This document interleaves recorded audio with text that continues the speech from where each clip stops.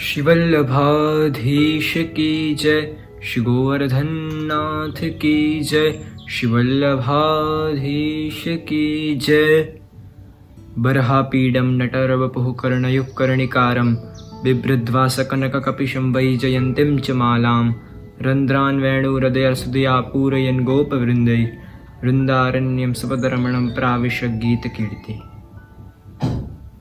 हमने श्री गोकुलनाथ जी के 24 वचनामृत का प्रारंभ किया है और इस वचनामृत के माध्यम से हम वैष्णवी जीवन कैसे जिया जाए हम ये सीख रहे हैं। और 9वें वचनामृत के अंदर गोकुलनाथ जी हमें 2 प्रकार की बात बता रहे हैं कि हमें क्या करना चाहिए और क्या न करना चाहिए। ऐसी वस्तुएं हों जो हमारे प्रभु को पसंद न हो वो हमें न करनी चाहिए, और जो वस्तु प्रभु को प्रसन्न करे, जो प्रभु को खुश रखे, वो वस्तु हमें करनी चाहिए। जो हमें प्रभु की ओर ले जाए उनके पास जाना चाहिए, और जो वस्तु प्रभु को न पसंद हो उसकी ओर हमें आगे नहीं बढ़ना चाहिए। इसलिए मुझे एक छोटा सा प्रसंग याद आ रहा है। एक बार एक गुरु और शिष्य नदी के पास खड़े थे और उनने नदी में एक बिच्छू को डूबते हुए देखा, और तभी वो गुरु उधर गए और वो बिच्छू को बचाने गए। और तभी जब वो बिच्छू को बचाने गए तो बिच्छू ने जोर से उन्हें काटने लगा।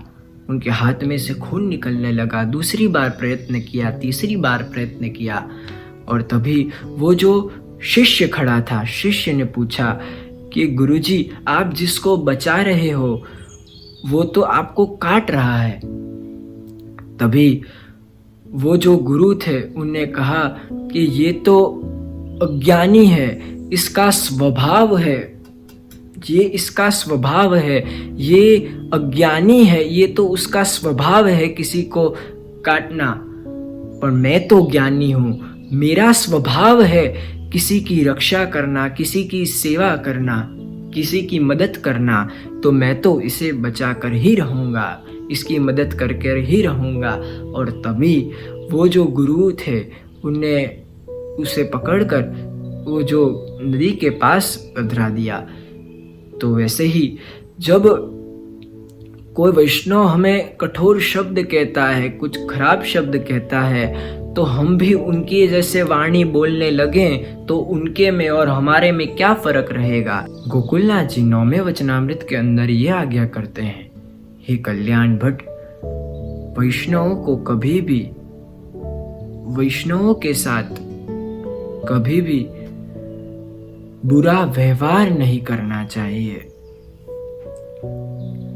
क्योंकि हमें लगता है कि कोई वैष्णव हमें आके कठोर शब्द कह के चला जाता है, कुछ खराब शब्द कह के चला जाता है, तो हमें भी सामने से उसे कहना चाहिए। वो हमें कोई गलत वस्तु बता रहा हो तो हमें भी उसे सच्चाई बतानी चाहिए। तो ये वैष्णव कैसे होते हैं? तो ये वैष्णव तो एक धोबी की तरह होते हैं। जैसे धोबी वो कपड़े में लगा हुआ दाग वो रगड़ रगड़ के धोता है, साबुन से घिस घिस के धोता है, तो ये वैष्णव भी कैसे होते हैं? एक धोबी की तरह होता है। तो वैष्णव आपको ये सब वस्तुएं कहते हैं तो वो हमारे अंदर रहे हुए दोषों को दूर कर देते हैं। ये सब वस्तुएं कह के तो वो हमारा अहित नहीं विचार रहे, वो हमारा हित ही कर रहे हैं। और जब गोकुलनाथ जी से पूछने में आया कि कोई हमारे से इतना खराब वर्तन करे, कोई हमारे से खराब शब्द कहे, तो हमें क्या करना चाहिए, तो तभी गोकुलनाथ जी ने आज्ञा की कि जब कोई हमारे सामने खराब शब्द कहे, कोई आपको खराब वाणी कहे, तो आपको कोई खराब बोले तो आपको मौन धारण कर लेना चाहिए, क्योंकि जब आप मौन धारण कर लोगे तो आपके दो चीजों से आप बच जाओगे। आपके दो लाभ होंगे। एक तो आप बोलने से, कठोर शब्द, खराब शब्द बोलने से बच जाओगे, और उसे, जो बोल रहा है, उसे भी बोलने से छुड़ा दोगे। तो आप जब वो जो वाणी बोल रहा है, वो जो वर्तन कर रहा है, वो जैसे कठोर शब्द बोल रहा है, तो उसके जैसे ही आप भी उसके जैसे कठोर शब्द बोलने लगे, आप उसके जैसे ही वर्तन करने लगे, तो उसके में और आपके में क्या फर्क। तो जब वो व्यक्ति अपना स्वभाव नहीं बदल सक रहा है, उसका स्वभाव है ये सब वस्तुएं करना, तो आप तो अच्छे हो, आपका स्वभाव भी बहुत अच्छा है, तो वो अपना स्वभाव नहीं बदल सक रहा है, तो आप अपना स्वभाव क्यों बदल दे रहे हो।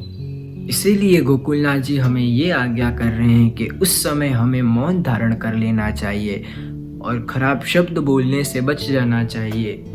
तो जब हमारी भी दृष्टि ऐसी हो जाएगी तो प्रभु स्वयं अपने मनोरथ पूर्ण करेंगे और हमें पूरी दुनिया को बताने की ज़रूरत, बोलने की ज़रूरत नहीं पड़ेगी। पूरी दुनिया को अपने बदले में प्रभु बोलेंगे। तो इसके बदले में और इससे ज़्यादा हमें क्या चाहिए। प्रभु हमारे बदले में पूरी दुनिया को बोलें। तो जब गोकुलनाथ जी ने हमें खूब सुंदरी से, ये गोकुलनाथ जी के 24 वचनामृत के अंदर बताया है कि हमें ऐसे समय में मौन धारण कर लेना चाहिए और दोषों से बचना चाहिए।